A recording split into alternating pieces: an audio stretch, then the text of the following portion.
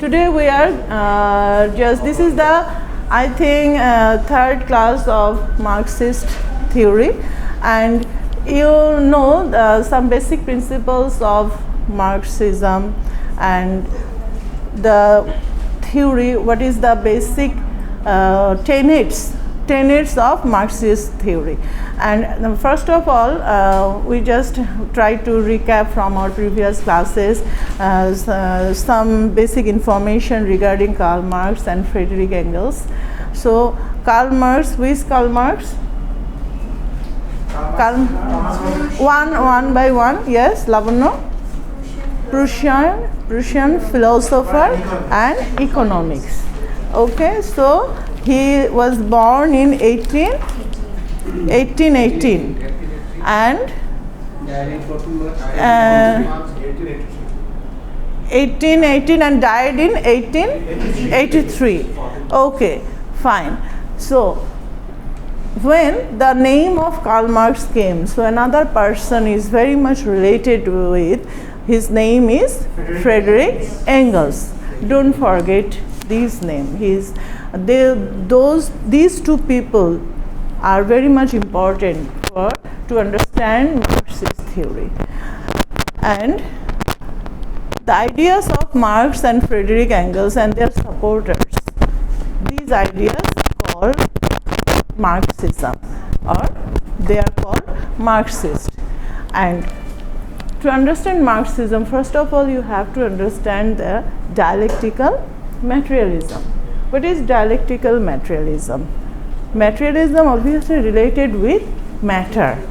Everything involves matter. So dialectical materialism is the scientific methodology. Methodology means methods developed by Marx and Engels for the interpretation of history. Okay, so these are very easy, simple way to understand dialectical materialism. And Marx believed that society's economic foundation regulates its social structure. That means structure. So there are obviously some class struggle, and you know that there are two different types of classes Marx mentioned: bourgeois and proletariat. And so, and I have given you a short story, the PDF of a short story. The Stolen Party, written by Liliana Hecker. Okay. So this story is about the class struggle. We will discuss after reading the Marxist theory. And another thing is that what happened after the class struggle. At the end of the class struggle, the revolt occurs, and there will be a society, according to in Marx's view, there will be a classless society. Okay, whether it can be possible or not, but according to his theory, there will be classless society. And regarding dialectical materialism, so Marxist dialectical materialism is a theory. It's a theory that highlights the infinite motion and advancement of human civilization, human race in the world. According to Marxist materialism, all things in the world are composed of matter. All things in the world are composed of matter, and the dialectic discusses the motion of the matter. So what does matter mean? Matter means, what do you understand by matter? All things in the world are composed of matter, and the dialectic is the motion of matter. Okay, fine, but matter is the, yes, matter is related to materialism. Materialism. Opposite of idealism. Right. So in Marxist theory, the materialism is opposite of idealism. Matter means what is going on in the world. That means very much secular in the world. And the basic principle or basic theory, Marxist theory, is the theory of class division and class struggle. And if you were asked that what are the basic tenets or core ideas or basic principles of Marxism, so you need to write about dialectical materialism, historical materialism, theory of surplus value, theory of alienation, okay, and class struggle or class conflict. Class struggle or class conflict. Today we are going to discuss about the theory of surplus value. What do you understand by surplus value? Surplus, that means which is excess, extra. Okay, theory of surplus value is the difference between the amount raised through a sale of the product. Surplus value. Theory of surplus value is the difference between the amount raised through a sale of the product. Difference between the amount raised through the product sale. And the amount it costs to manufacture, that means the profit, and the amount it cost to manufacture it. And what the capitalist society do? They want more profit. In other words, the amount raised through the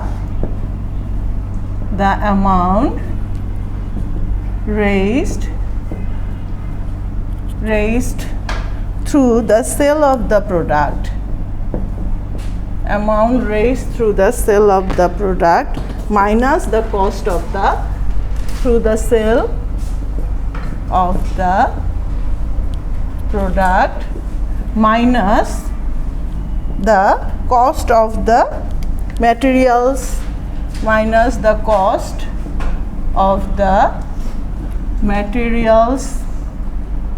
labor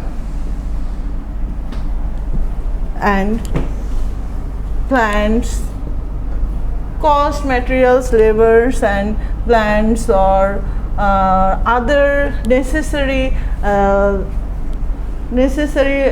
documents or necessary activities, labor or other necessary activities to produce the product, labor and other necessary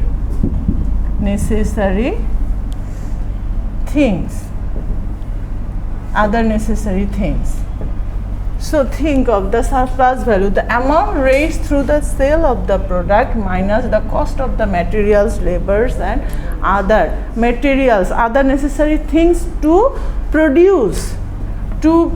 needed to produce, other necessary things which are needed to produce the product, other necessary things needed to produce the product.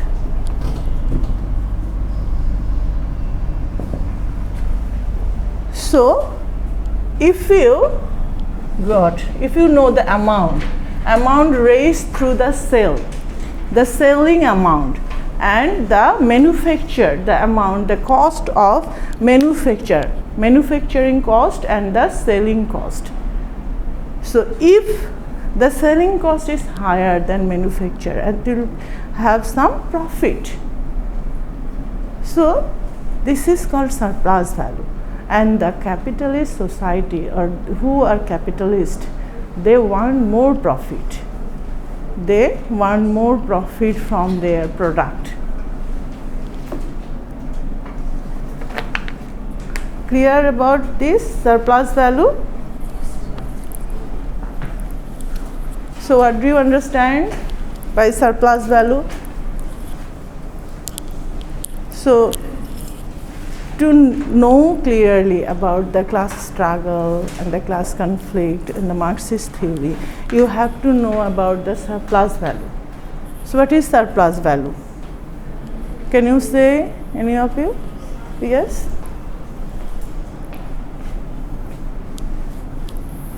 Have you written? Yes in Arafat? So what is surplus value? In your words you can say, Mehdi? Yes, okay. Okay, you write down. Do you understand that the cost of manufacturing to make, to prepare, and the cost of product sale, that will be, if yes, the cost of selling product is higher or more than the cost of the manufacture. So there will be some profit and it is called the surplus value. So in your words, who can tell me? Please answer, Minhajur. Yes, louder. Yes. Okay, just try to understand clearly that if the cost to manufacture garments product or any type of our day-to-day life product, it may be consumer product, manufacture cost is lower than the selling cost. So there is some surplus, there is some profit. So, and this is called surplus value. If there is no profit, it will be loss. So the company will be loser. And in the capitalist society, this is very much extreme. They want more and more profit. In that case, day by day or years after years, some people are getting oppressed. They are getting loser day by day. In this case, the class struggle happens. And if you go through the short story, The Stolen Party, you see that the one party is one person, one class of people, they are rich, they are aristocrat, and another people, the mother of the girl, Rosaura. Yes? Yes, she is poor. So what happened there? There is obviously some mental conflict, inferiority conflict is there. So this type of conflict you will see when you read in the post-colonialism, the conflict between colonizers and the colonized people. And in Marxism, you see the conflict between oppressed and the oppressors. The oppressors, those who always want to exploit, always want to oppress. Clear? Now, please tell me something about the surplus value. Tasfiya? About the surplus value, in your words, what do you understand about the surplus value? If the manufacturing cost is lower than the product cost, then it's called surplus value. Surplus value is basically profit, and the higher people, they always want to have the profit or the surplus value. So that's how there always be class conflicts, and the lower people don't get it. Okay. Okay, thank you. These are the very simple and easy, and I want to make you understand in a very easy language. so that you can understand that. And this conflict is happening generation after generation, generation after generation. And after the Industrial Revolution, this conflict happens more severely.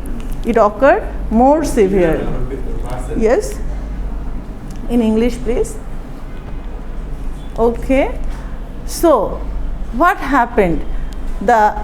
When the enduring class struggles going on, it leads to proletarian revolution. And you know that there are two classes. One is bourgeois and another is proletariat. What is the spelling of bourgeois? Bourgeois means?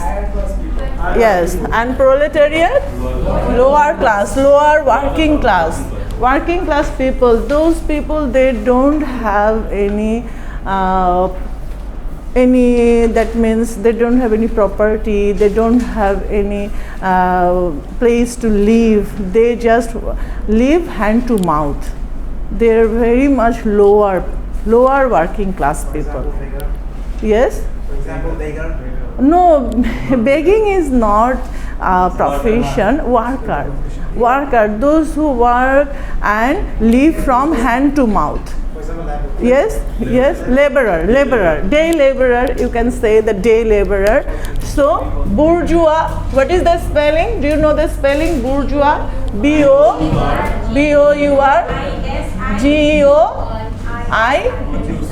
bourgeoisie. Okay, remember the spelling. This is, okay, something different, that's why bourgeoisie. And another is proletariat. Bourgeoisie and proletariat. So these two people, yes. No. That's why I am just trying to make you remember about the spelling. Don't do the spelling mistakes in the exam. And I think you were clear about the surplus value, those who attended. Okay, thank you.